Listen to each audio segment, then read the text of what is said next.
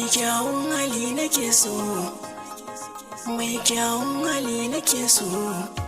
to ni mai kyawun hali nake so, ta zama ta wata rai za ta ban aran soyayya in ji daɗi, ta bani ruwa na sha na sanye raina,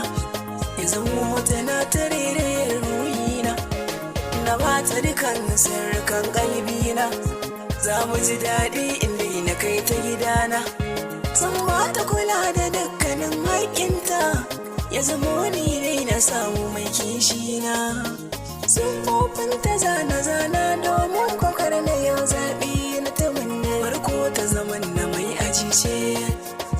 sannan ta zamo a barkwatance,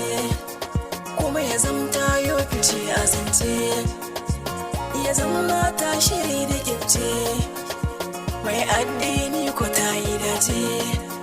kuma ya zama mai kyan idaniya ce, kallo guda ku dukkan zuciya sai ta ɗimauce.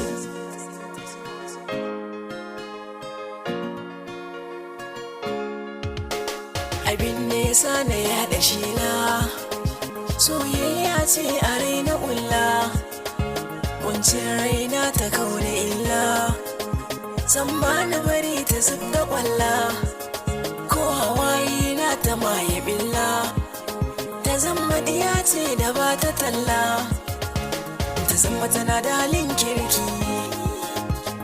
ta ƙware a wajen girki,